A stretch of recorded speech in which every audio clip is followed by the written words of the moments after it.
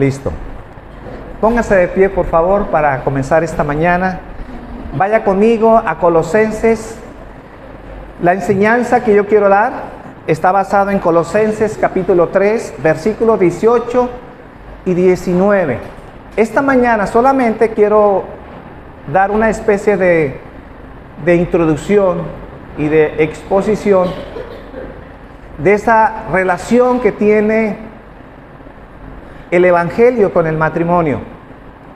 Y aunque no vamos a tocar Colosenses 3, 18 y 19, la idea es poderlo explicar. Pero perderíamos mucho su significado, tal vez no tendríamos todo el contexto si no hacemos lo que quiero lograr esta mañana. En primer lugar, de poder entender de esa relación que tiene el Evangelio con el matrimonio. Entonces, esta mañana solamente demostraremos esa relación para que, si Dios nos lo permite, próximo domingo, poder entonces explicar muy bien Colosenses capítulo 3, versículo 18 al versículo 19, pero por esta ocasión leeremos hasta el versículo 21. Dice: esposas, estad sujetas a vuestros esposos como conviene en el Señor. Esposas, amad a vuestras esposas y no os amarguéis contra ellas. Hijos, obedeced a vuestros padres en todo, porque esto es agradable en el Señor. Padres, no irritéis a vuestros hijos para que no se desanimen. Pueden sentarse. Gracias. ¿Cuál es el contexto general de esta carta? Porque es muy importante. A veces es muy fácil poder sustraer los versículos y despedazarlos, sacarlos del contexto, pero es muy importante guardar el contexto, que es lo que Pablo estaba expresando en la carta de Colosenses. Entonces, el contexto general de esta carta es que Pablo escribe para advertirles a los colosenses que no prestaran oídos a los falsos maestros que se habían introducido a la iglesia para enseñar que no era suficiente la salvación que el Evangelio predica a través de Cristo. Muchos de estos falsos maestros decían: no, es que ¿cómo es que el hombre puede salvarse solamente depositando su fe en Cristo? No, necesitamos de ciertas reglas, necesitamos de cierto conocimiento, de cierta revelación, para que entonces el hombre pueda alcanzar su salvación. Pero Pablo decía: no. Pablo fue muy contundente al escribir Colosenses, diciéndoles que Cristo es suficiente, que no se necesita nada. Cristo es suficiente para salvarnos, para llevarnos a la santificación, para transformar nuestras vidas. Entonces, Cristo, de acuerdo a Colosenses, a lo que Pablo está enseñando, Cristo más nada es igual a todo. Cristo más nada es igual a todo. Es decir, no necesitamos agregar nada para que nuestras vidas sean transformadas, sean cambiadas. Esto significa que cuando Dios transforma nuestras vidas, Dios transforma nuestro corazón, entonces Dios nos capacita, Dios nos da los elementos, nos da las herramientas para entonces poder vivir la vida cristiana. Por eso, cuando enfatizamos la importancia de entender la conversión, de entender el cristianismo, si no hay conversión, no tenemos estos elementos, no tenemos estas herramientas para ser transformados y entonces tener esa capacidad para obedecer los mandamientos de Dios y hacer lo que el cristiano tiene que hacer. Muy importante esto que estoy diciendo. La Biblia dice, la Biblia enseña que nosotros fuimos predestinados, más allá de la creación, antes de que la creación existiera, antes de que usted y yo naciéramos, Dios, la Santísima Trinidad, ya había planeado de que nosotros fuéramos alcanzados a través del Evangelio para buenas obras. Usted y yo hemos sido llamados para andar en buenas obras. Esto significa que o sí, si alguien ha sido alcanzado por el Evangelio, lo que tenemos que ver, aunque no perfectamente, no es que cumplamos los mandamientos perfectamente, pero sí tenemos que ver una transformación en la vida de la persona de tal manera que entonces esa persona estará apto para hacer buenas obras. Lo que estoy diciendo entonces, si somos transformados, como dice Colosenses, Cristo es suficiente, no necesitamos más, entonces estamos capacitados, estamos preparados para tener una relación correcta con Dios, para tener una relación correcta con los demás, con nuestros hermanos, con la iglesia. Pero enfatizando lo que quiero lograr con esta plática, estamos capacitados para relacionarnos muy bien con nuestro matrimonio.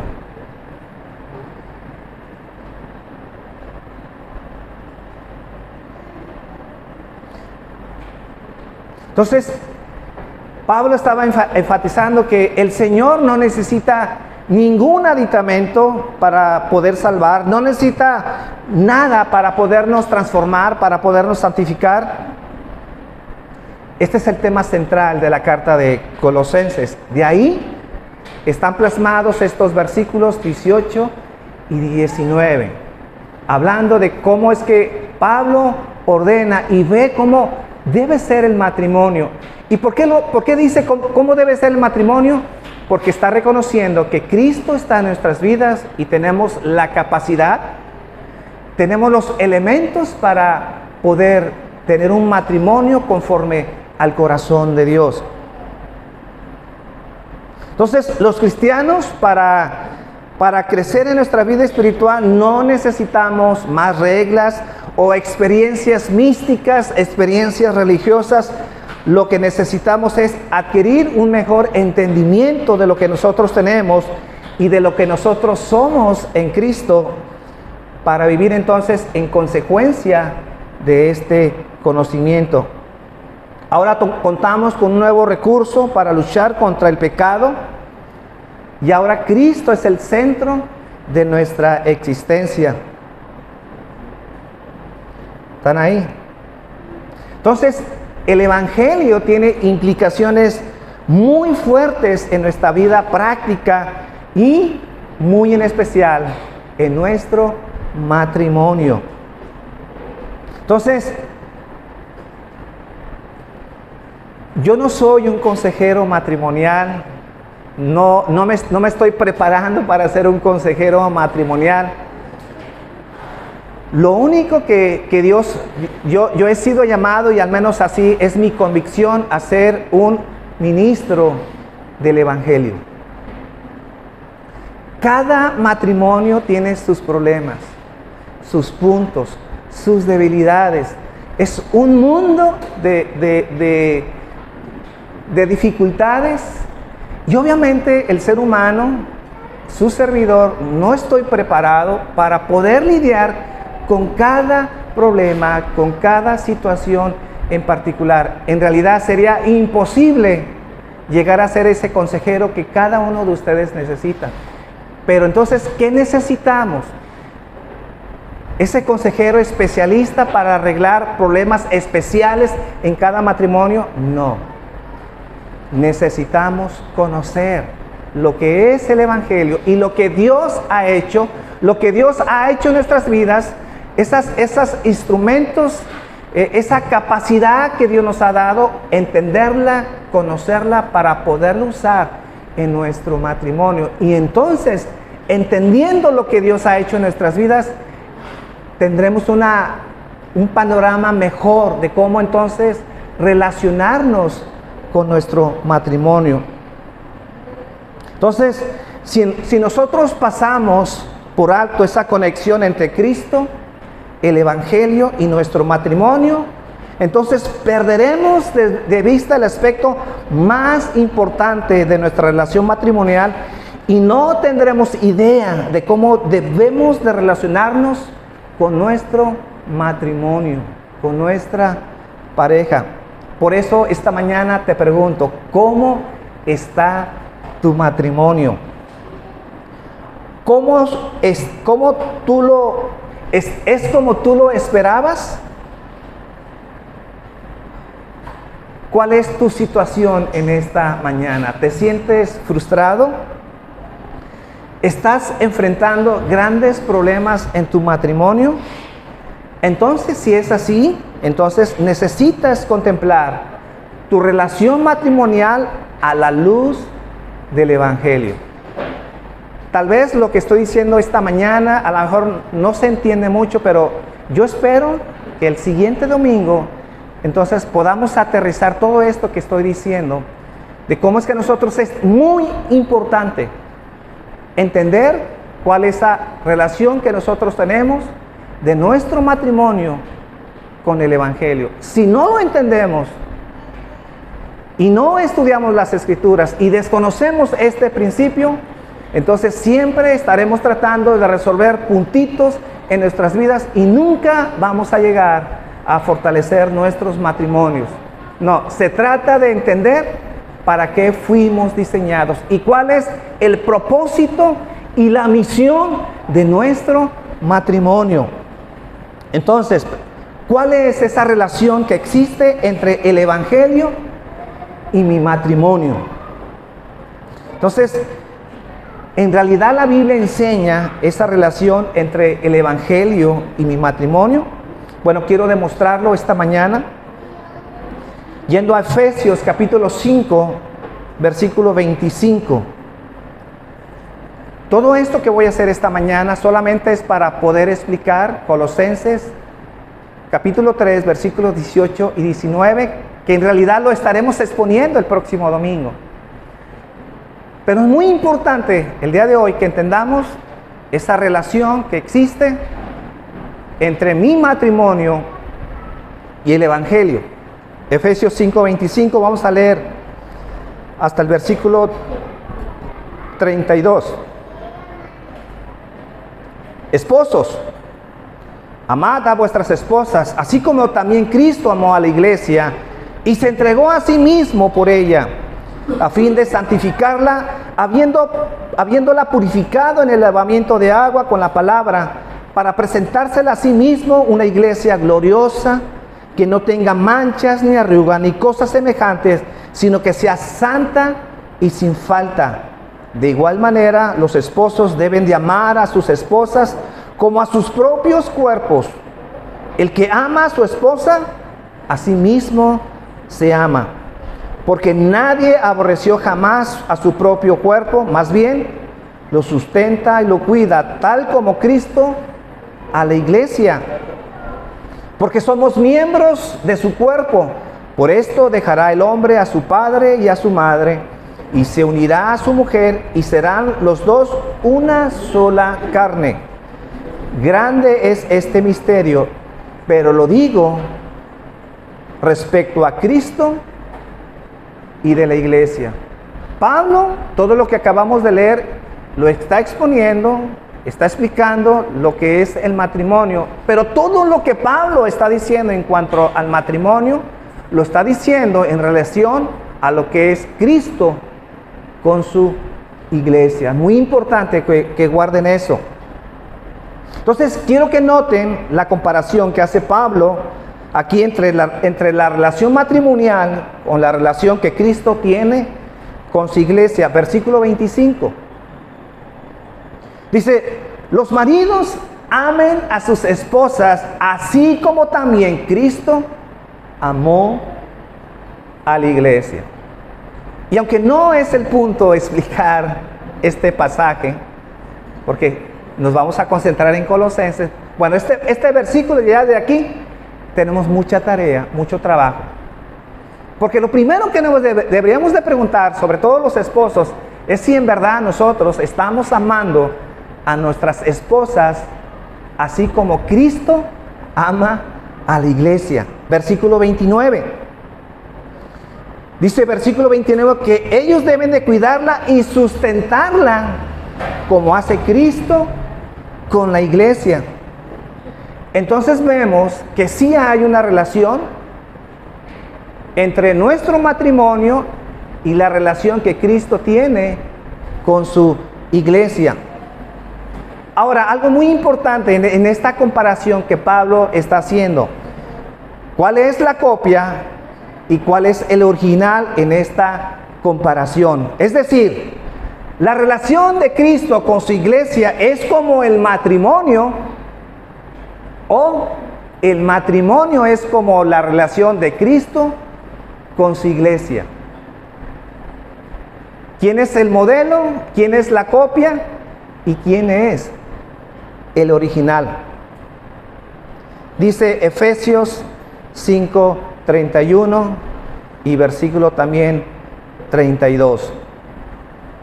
Dice Efesios 5:31: por esto dejará el hombre a su padre y a su madre, y se unirá a su mujer, y serán los dos una sola carne. Versículo 32: grande es este misterio, pero lo digo respecto a Cristo y de la iglesia. El versículo 31, mis hermanos, es una cita de Génesis 2, versículo 24. Génesis 2, 24. Y nos está diciendo en este texto que hay un misterio escondido. Cuando la Biblia habla de misterio, está hablando de una verdad que nosotros no hubiésemos podido conocer a menos que Dios la hubiera revelado. ¿Cuál es este misterio?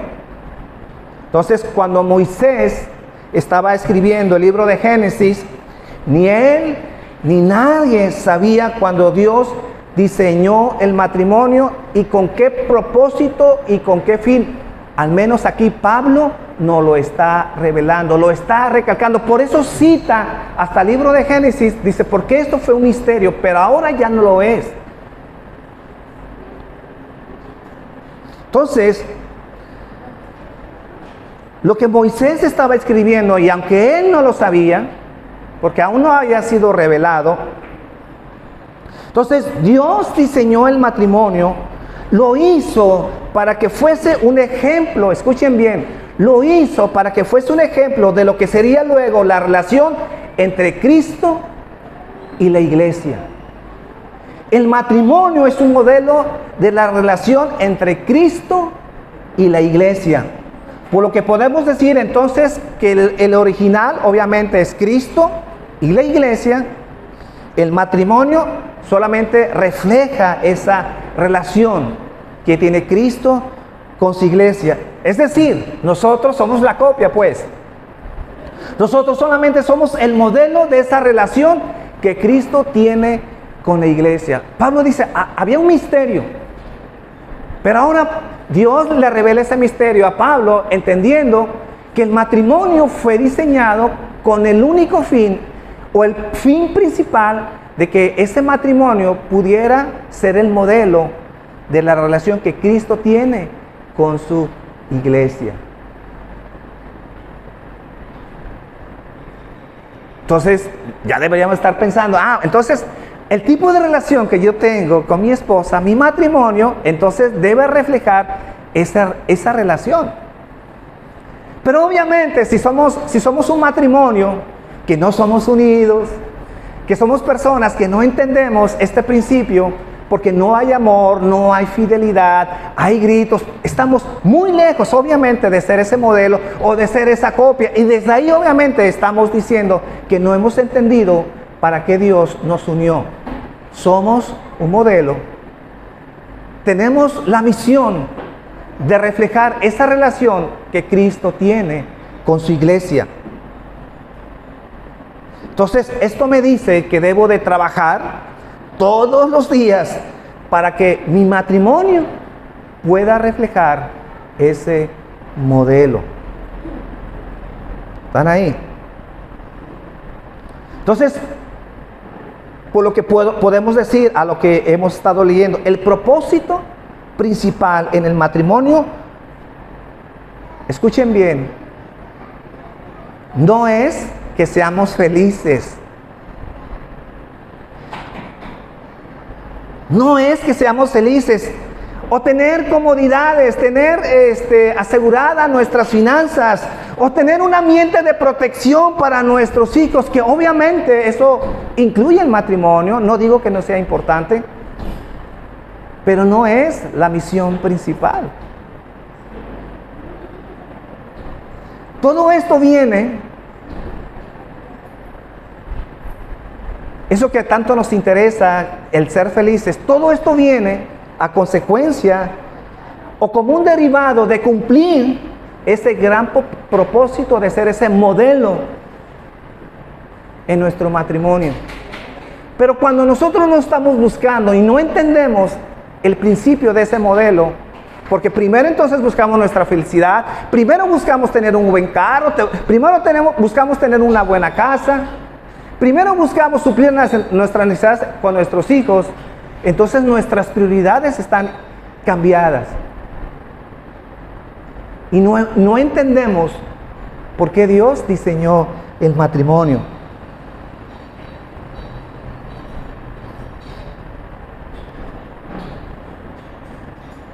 Entonces nuestro matrimonio tiene esa tarea de ser esa parábola viviente de esa relación de Cristo con su iglesia.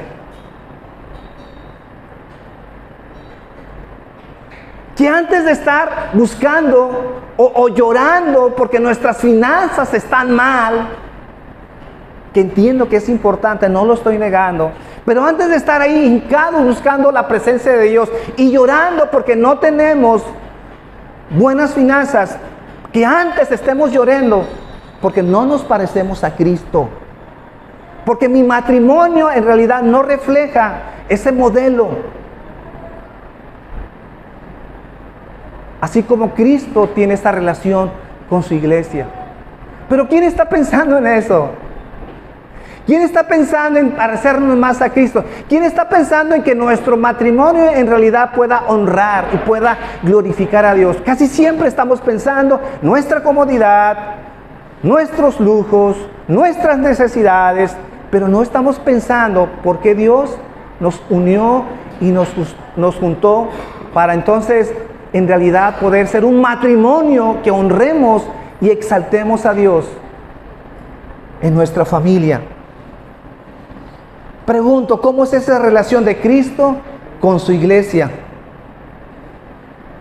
Bueno, en primer lugar, como leímos, su relación con esa iglesia no es una relación con una iglesia perfecta. Porque esa iglesia obviamente tiene errores. De repente suele ser que no es tan fiel, tan honesta. A veces la iglesia no sabe valorar el amor de Cristo, que Cristo tiene ese amor por su iglesia. Mas sin embargo vemos que aún esa novia, perdón por la expresión, que a veces está chismuela y despeinada, aún así dice, Cristo la ama y trabaja para hacerla una novia sin mancha.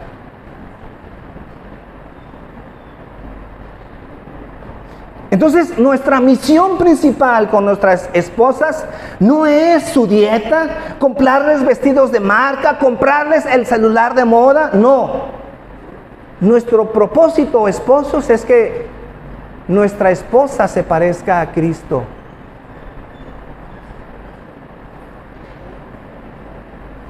Mi hermano, que tú no seas el principal promotor de alejarla de Cristo. Que tú seas esa inspiración para buscar los dos de Dios, para leer la Biblia. Pero qué tristeza, esposo, que cuando tu esposa quería venir a la iglesia, tú no querías venir y tú la obligabas a no venir a la iglesia. Preferías irte a la playa, preferías irte con tus amigos. No, nuestra principal misión es que tenemos que trabajar para que nuestras esposas puedan crecer y puedan parecerse más a Cristo.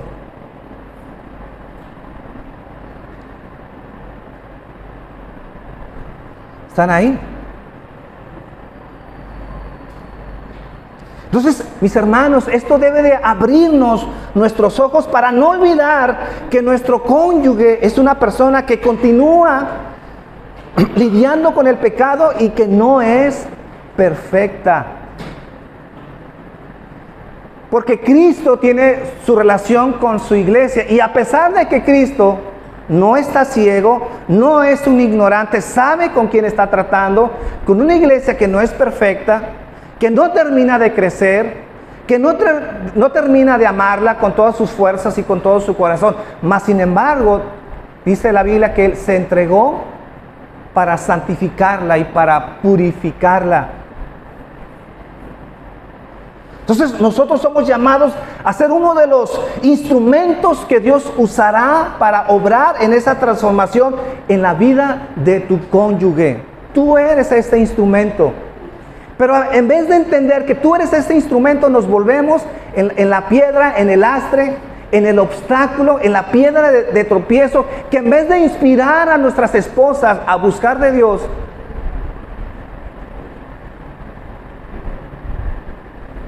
nos convertimos en una maldición. Porque ni oramos, ni leemos la Biblia.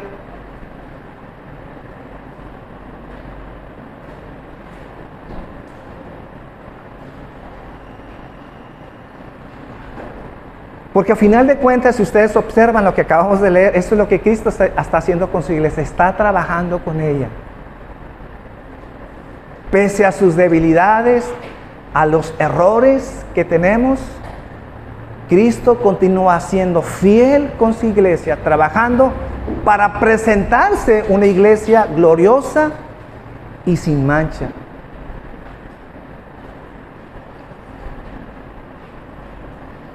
Dice Efesios en el capítulo 5, versículo 25. ¿Cómo es que vemos aquí cómo Cristo está trabajando por su iglesia para que su iglesia sea transformada? Efesios 5, 25. Maridos, amad a vuestras mujeres, así como Cristo amó a la iglesia y se entregó a sí mismo por ella para santificarla, habiéndola purificado en el lavamiento del agua por la palabra, a fin de presentársela a sí mismo una iglesia gloriosa, que no tuviese mancha ni arruga ni cosa semejante, sino que fuese santa y sin mancha.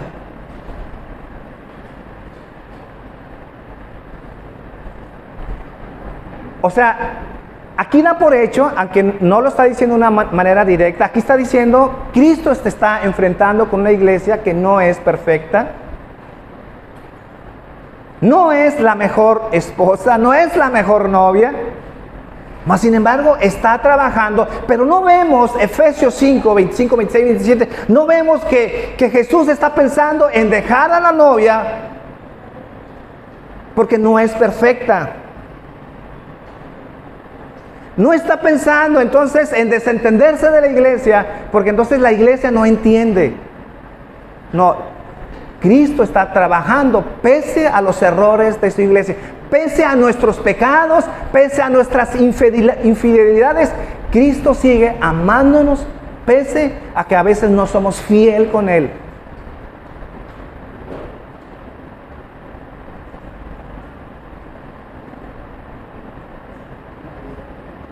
Es porque la ama, es que está trabajando precisamente para perfeccionarla. Por eso ahora manda a los esposos a que amen a sus esposas con ese mismo tipo de amor, que amen a sus esposas, dice, como yo amé a la iglesia. Es decir, en vez de ver las debilidades y pecados de nuestras esposas, proponte ser un agente de cambio en sus vidas con la ayuda de Dios. ¿Por qué? Porque nos está enseñando el Evangelio. Cristo tiene un trato con una iglesia que no es perfecta. Hombres, entendamos que estamos tratando con nuestras esposas que no son perfectas, pero Cristo está trabajando para perfeccionarla. Nosotros tenemos que trabajar con nuestras esposas. ¿Cómo? Buscando de Dios. entendiendo que tenemos una esposa que sigue creciendo, que no termina de ser perfecta, que sigue teniendo errores, que sigue teniendo debilidades, pero nuestra misión como esposos es ser esa ayuda idónea, de entregarnos, de amarla, así como Cristo se entregó por su iglesia. Y repito, Cristo no está pensando en separación, en divorciarse de su iglesia. No, está pensando en trabajar. ¿Somos fieles? Pregunto, iglesia. Cristo tiene suficiente razón, de sobra, para no seguir con nosotros. Mas sin embargo le damos gracias por ser fiel. Que Dios, pese a nuestros pecados, a nuestras debilidades, continúa amándonos, siendo fiel.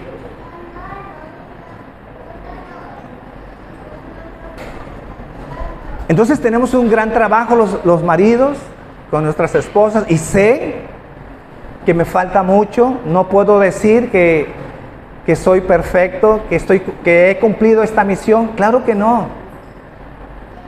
Pero ahora entiendo que mi vida debe estar enfocada en trabajar para bendecir mi familia, bendecir mi matrimonio, muy en especial en ser una bendición para mi esposa.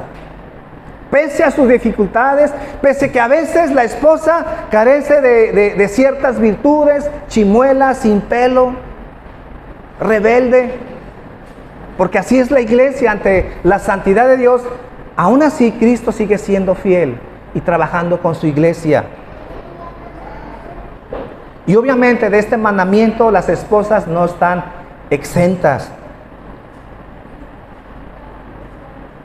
Entonces, he aquí el gran propósito del matrimonio, de representar adecuadamente el tipo de relación que Cristo tiene con los hombres y mujeres que todavía están en un proceso gradual de santificación. Por eso, ¿saben por qué hay tanta frustración en los matrimonios cristianos? Porque no están viviendo con su cónyuge bajo la perspectiva del Evangelio. La Biblia nos dice que Dios nos ha amado con amor eterno. Un Salvador salvado por gracia. Y de esa misma manera debes de amar a tu cónyuge con la misma gracia con la que Dios te ama a ti.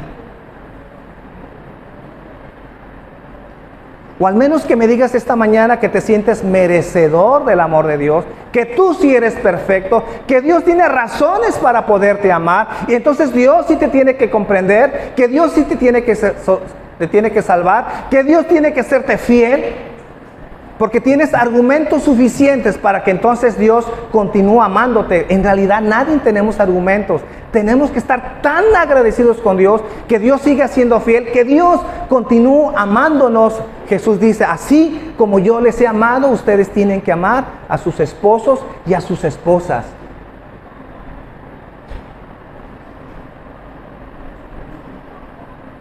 Escuchen cómo Pablo define el Evangelio en 1 Timoteo 1:15. Yo espero que esta mañana ustedes se identifiquen con Pablo. 1 Timoteo 1:15 dice, palabra fiel y digna de ser recibida por todos, que Cristo Jesús vino al mundo para salvar a los pecadores, de los cuales dice, yo soy el primero. Ahora, no es que Pablo conociera a todos los habitantes del mundo, y como conocía muy bien a todos los habitantes del mundo, entonces dice, no, pues los demás son pecadores, pero no tan pecadores como yo. No, en realidad Pablo se conocía a sí mismo, entendía quién era él ante la santidad de Dios. Y si hay alguien que se conocía muy bien, pues era su propia vida. Si hay alguien que podemos conocer a la perfección, eres tú mismo. En cierta manera, ¿qué importa si los demás están bien o están mal? Si tú te conoces, si tú eres sincero y te comparas a la luz de la santidad de Dios, te vas a dar cuenta que eres el peor monstruo de este mundo, que eres el principal de los pecadores, que necesitas la gracia de Dios.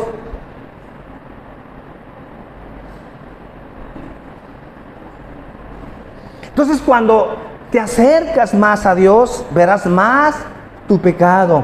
Y entre más veas la profundidad de tu pecado, entonces verás más la profundidad de la misericordia de Dios.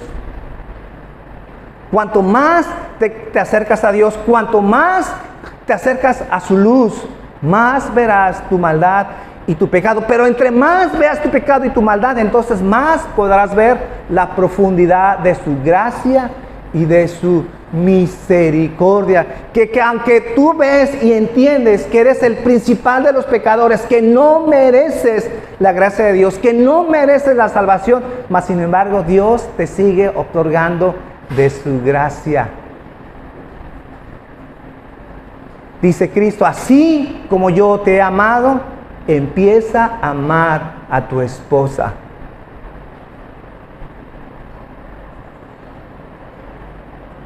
Entonces, la mayoría de nuestros problemas conyugales parten de no reflejar en nuestro matrimonio esta relación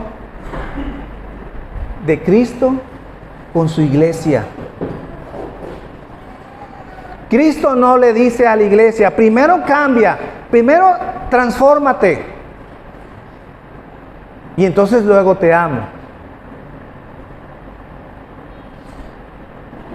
Casi siempre los problemas en el matrimonio se centran en demostrar quién tiene la culpa, para entonces sentirnos exentos del problema. Pero algo muy espiritual en esto que estamos recalcando. Pero si tú te crees espiritual, si tú te crees que no eres el problema en tu matrimonio, si tú te dices que tú no eres el culpable, entonces demuestra con tus acciones, entendiendo lo que esta mañana Dios te está hablando en tu vida. Si tú eres el espiritual, si tú dices que no eres el culpable, que el culpable es tu marido, que el culpable es tu esposa, entonces actúa como espiritual.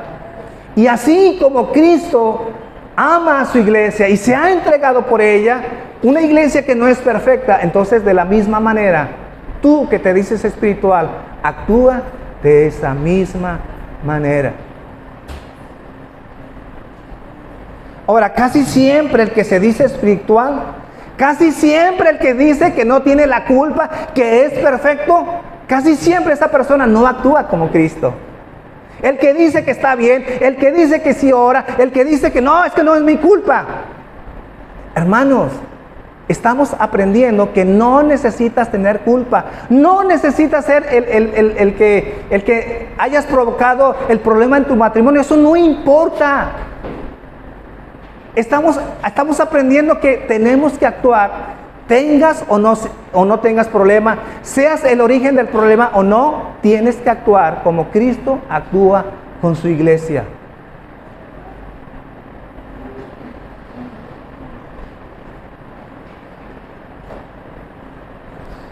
Ahora, muchos de los problemas con el cual empiezan las discusiones en el matrimonio, casi siempre, díganme si no, mis hermanos, porque yo tengo ya muchos años casado, casi siempre con el punto donde comienzan los problemas, ya después, ya no el problema, ya no es ese punto.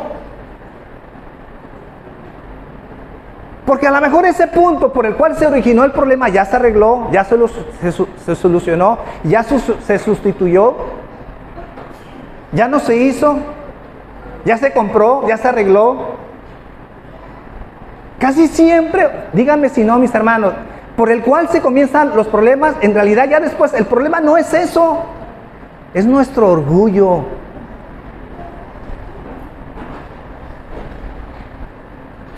Es nuestro corazón que no está conformado al de Cristo. Nos volvemos arrogantes. Dice que somos espirituales. Nos volvemos egoístas, egocéntricos. Nos sentimos listos para señalar el error del esposo o de la esposa.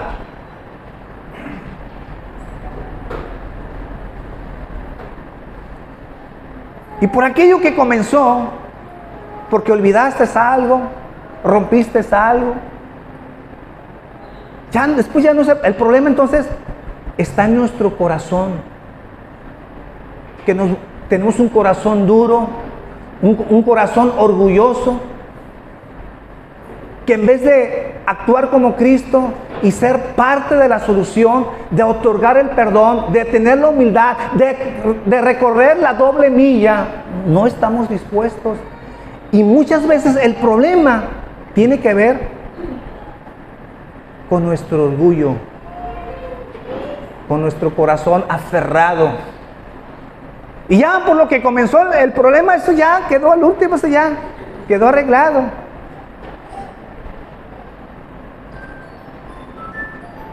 Tu matrimonio nunca funcionará si no comienzas a verte a sí mismo y a tu cónyuge a la luz del Evangelio, mi hermano.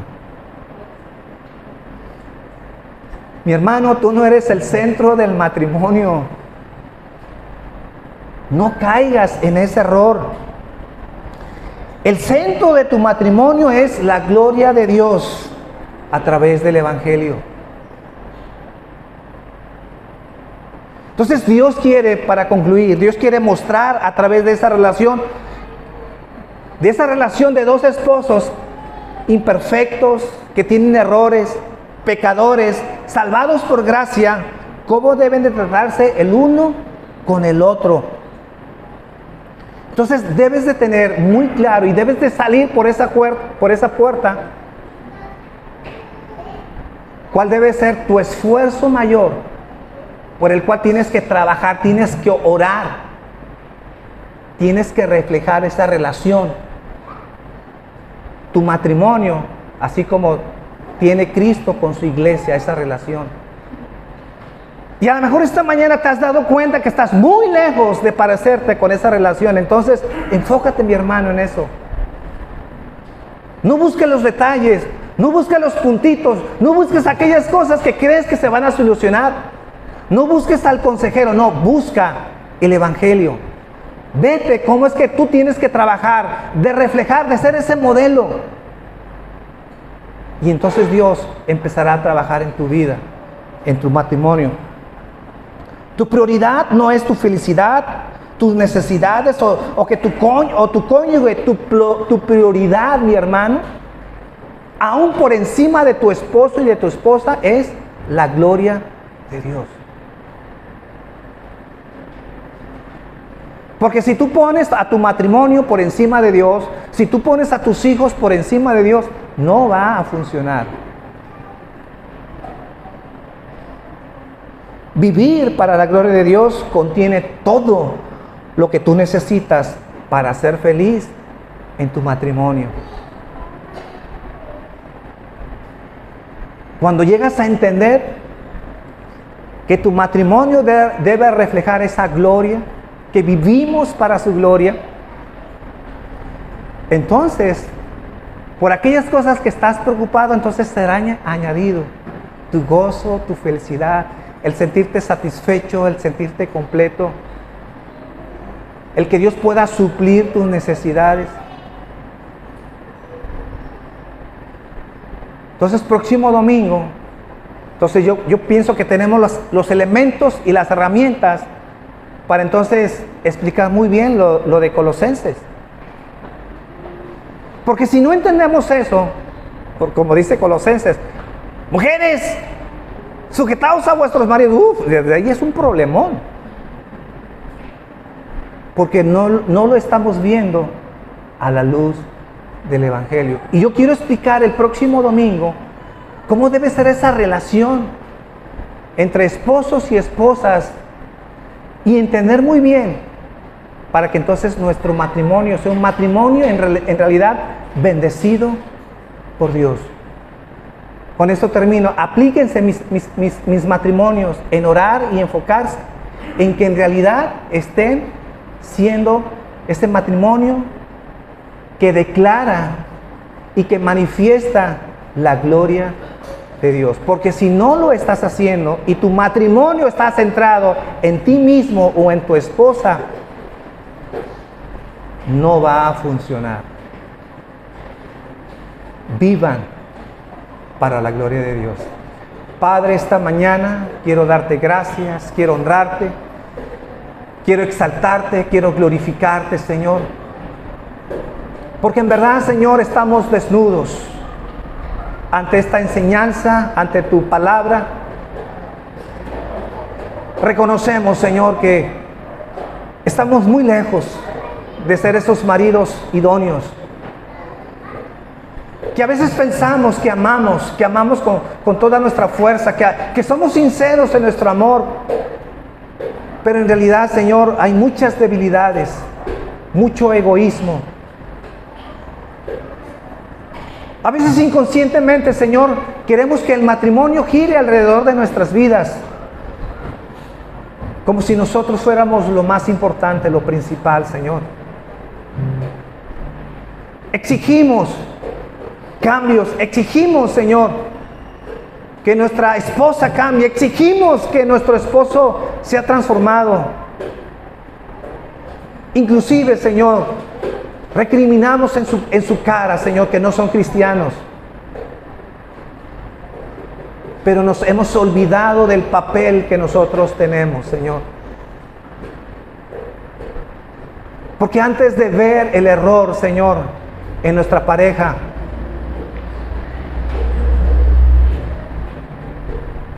tenemos que ver nuestra viga en nuestro propio ojo, Señor. Aquí no nos enseñas, Padre, que debemos actuar de acuerdo así nuestro esposo o nuestra esposa merece nuestra ayuda. Aquí lo único que vemos, Señor, es que pese a las debilidades, a los errores, y aunque a veces el esposo o la esposa no lo merezca, tenemos que darnos, así como tú te diste por la iglesia. Y sé que se oye difícil.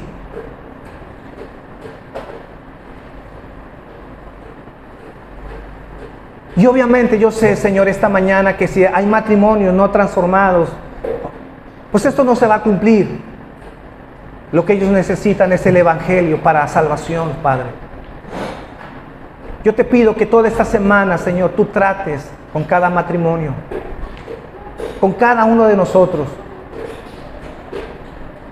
y que nosotros entendamos la parte importante que tenemos que hacer ahí, Señor. Olvidarnos un poquito de nuestra pareja, sus errores, sus faltas, sino mi parte, Señor. Si en verdad reflejo ese ministerio, Señor, ese corazón que tú tienes con tu iglesia. Ayúdanos, Padre. Te lo pido en el nombre de Jesús. Amén.